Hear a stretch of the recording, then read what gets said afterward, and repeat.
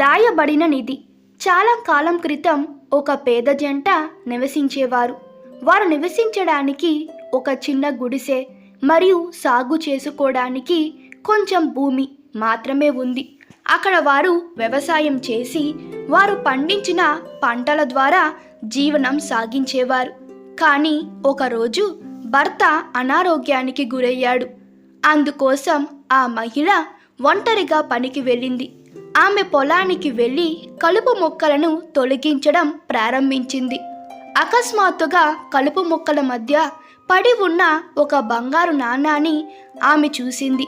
బంగారు నాణాన్ని చూసి సంతోషించిన ఆమె వణుకుతున్న చేతులతో దాన్ని తీసుకొని ఆమె ధరించిన పొడవాటి ఓణీకి ఒక మూలలో కట్టింది. కొద్దిసేపటికి తర్వాత ఆమె కొంచెం దూరంలో పడి ఉన్న మెరిసే ఎర్రటి మాణిక్యాన్ని చూసింది. అప్పుడు ఆమె ఆశ్చర్యపోయి దాన్ని తీసుకొని చాలా ఆనందపడింది. దాని తర్వాత క్రమంగా ఒక వజ్రం మరియు చాలా విలువైన రాళ్ళు దొరికాయి. ఆమె బంగారు నాణ్యంతో కొంచెం బియ్యం కొని ఇంటికి తిరిగి వెళ్ళింది. ఆమె తనకు దొరికిన విలువైన మణుల గురించి భర్తకు చెప్పలేదు. ఆమె ఆ విషయం గురించి ఇలా ఆలోచించింది. ఒకరోజు ఒంటరిగా పనికి వెళ్ళందున ఇన్ని విలువైన మణులు దొరికాయని అతను అసూయపడితే అందుకే ఆ విషయం అతనికి చెప్పకూడదు అనుకుంది. అందువల్ల ఆమె తన భర్తకి అనుమానం రాకుండా మౌనంగా ఉండి యథావిధిగా తిరిగి పనికి వెళ్ళింది. మరుసటి రోజు ఆమెకి వెండి నాణ్యం దొరికింది. ఆమె దానిని తన చేతుల్లో పట్టుకొని చూస్తుండగా ఆకాశం నుండి ఆమెకు ఒక స్వరం వినబడింది. ఇదంతా మీ అదృష్టం. ఈ విషయాన్ని ఎవరికీ చెప్పకండి. మీ భర్తకు కూడా చెప్పకండి. మీరు ఎన్ని రోజులు చెప్పకుండా ఉంటారో అంత విలువైన మణులు మాణిక్యాలు మీకు దొరుకుతాయని. అందువల్ల ఆమె ప్రతిరోజు ఒంటరిగా పొలంలోకి వెళ్ళడం ప్రారంభించింది. ప్రతిరోజు ఆమెకి ఏదో ఒక విలువైన వస్తువు దొరుకుతూనే ఉంది. కొన్ని రోజులలో 2 వెండి నాణ్యాలు, మరొక రోజున 3 బంగారు నాణ్యాలు, మరొకటి వజ్రం మరియు మొదలైనవన్నీ దొరికాయి. ఆమె తన సంపద అంతా తన భర్తకు కూడా అందుబాటులో లేని సురక్షితమైన ప్రదేశంలో దాచిపెట్టింది. అలా ఆమె 7వ రోజు పొలానికి వెళ్ళినప్పుడు ఆమెకు ఏమీ దొరకలేదు.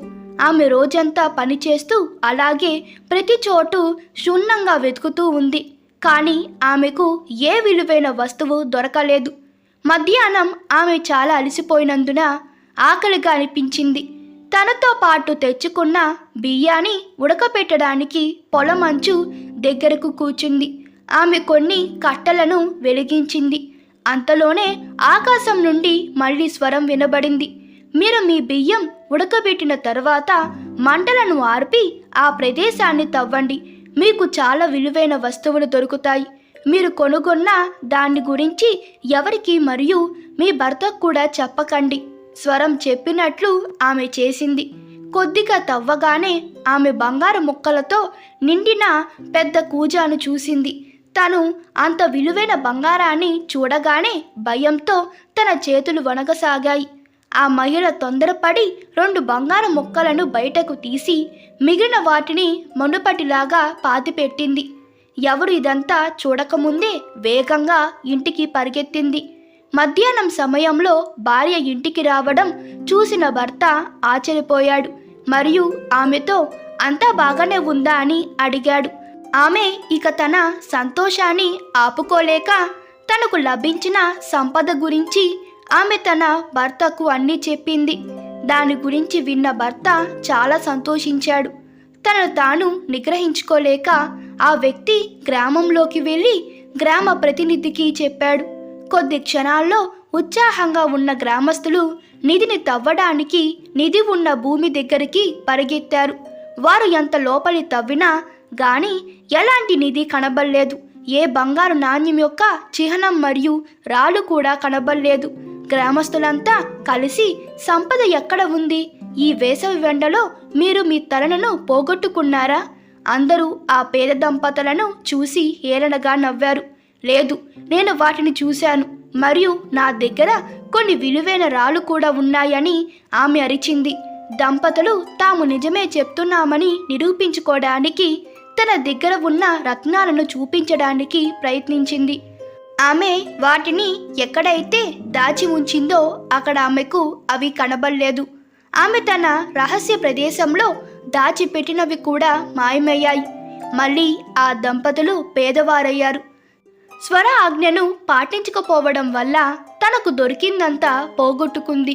నీతి: మన మంచి కోరేవారు మనకెప్పుడు మంచి చెప్తారు. కావున వారి మాటలను పెడచవిన పెట్టకుండా సక్రమంగా పాటిస్తే మనకు తప్పకుండా మంచి జరుగుతుంది. ఈ కథ మీకు నచ్చినట్లయితే మీ అభిప్రాయాలు కామెంట్లో తెలపండి. Please like, share and subscribe to my channel. Thank you.